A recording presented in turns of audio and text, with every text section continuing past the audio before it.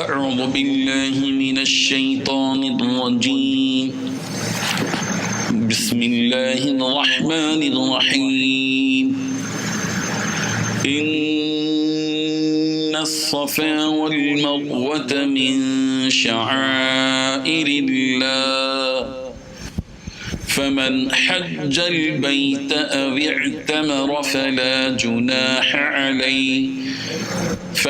جناح عليه أن يطوف بهما ومن تطوع خيرا فإن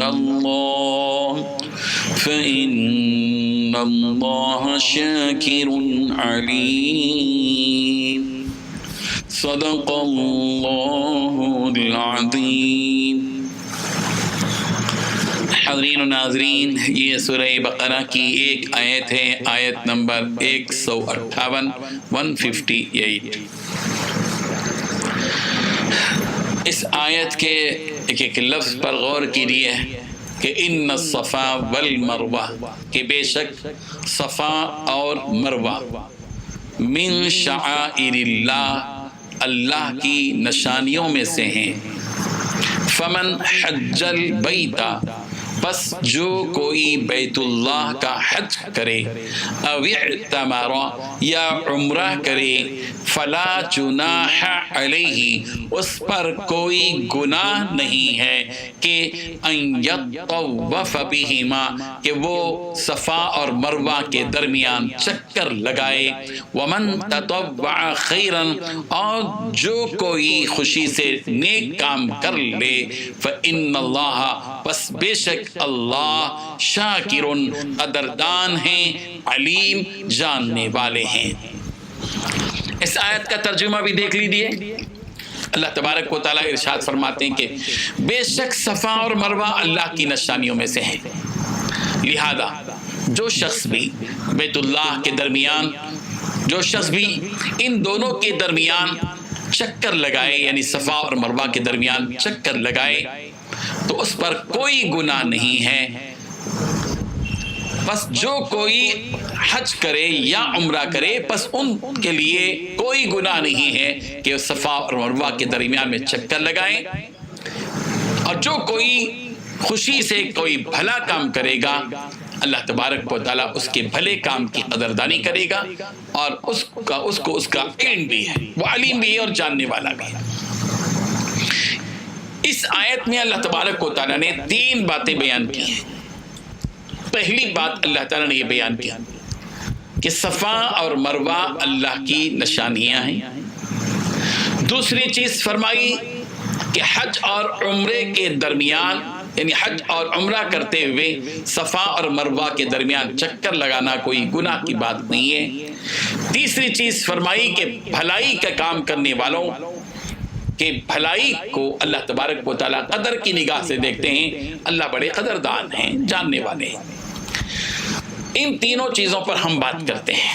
سب سے پہلی چیز کہ اللہ تبارک و تعالیٰ نے صفا اور مروہ کو اللہ کی نشانیاں قرار دیا۔ یہ صفا اور مروہ کیا ہے؟ حضرت ابراہیم علیہ السلام جب اپنی بیوی حضرت حاجرہ اور اپنے دودھ پیتے بیٹے اسماعیل کو لے کر بیت اللہ تشریف لے آئے، خانہ کعبہ کے پاس تشریف لائے، اور اپنی بیوی اور شیرخوار بیٹے کو اللہ کے حکم سے چھوڑ کر چلے گئے، اور تھوڑا بہت سامان کھجور وغیرہ ان کو دے دیا اور چلے گئے۔ حضرت حاجرہ کو اپنے بیٹے اسماعیل کی پانی وغیرہ کی فکر ہوئی، تو بیت اللہ سے قریب 2 پہاڑیاں، آج بھی وہ پہاڑیاں ہیں صفا اور مروہ، جو آج بیت اللہ سے متصل ہیں۔ صفا کی پہاڑی سے مروہ کی پہاڑی تک لوگ سعی کرتے ہیں، 7 چکر لگاتے ہیں۔ یہ دراصل حضرت حاجرہ کی، جو اس وقت میں حضرت حاجرہ آنے والے قافلوں کے انتظار میں کہ پہاڑی پر چڑھ کر دیکھیں کوئی قافلہ آ جائے تو اشارہ کریں، تاکہ بیٹے اسماعیل کے پینے کا کچھ انتظام ہو جائے، پانی کا انتظام ہو جائے۔ چنانچہ صفا سے مروہ اور مروہ سے صفا 7 چکر حضرت حاجرہ نے لگائی۔ اللہ تعالیٰ کو یہ ادا بڑی پسند آئی۔ امت محمدیہ کے افراد کو حکم دیا گیا کہ جب بھی وہ حج کے لیے آئیں یا عمرے کے لیے آئیں تو حضرت حاجرہ کے اس عمل کا اعادہ کریں، اس کو دوبارہ کر کے بتائیں جذبے کے ساتھ، تو چنانچہ صفا اور مروہ یہ دو پہاڑیاں ہیں، ان دو پہاڑیوں کے درمیان میں چکر لگایا جاتا ہے۔ دوسری بات جو یہاں بیان کی گئی کہ اللہ تبارک و تعالیٰ نے فرمایا کہ جو کوئی حج اور عمرے کے درمیان ان دو پہاڑیوں کے درمیان میں چکر لگائے اس کے لیے کوئی گناہ نہیں ہے۔ حالانکہ عمرے اور حج کے وقت میں دو پہاڑیوں کے درمیان میں چکر لگانا تو واجب ہے، اور اللہ تعالیٰ یہاں کہہ رہے کہ کوئی گناہ نہیں ہے۔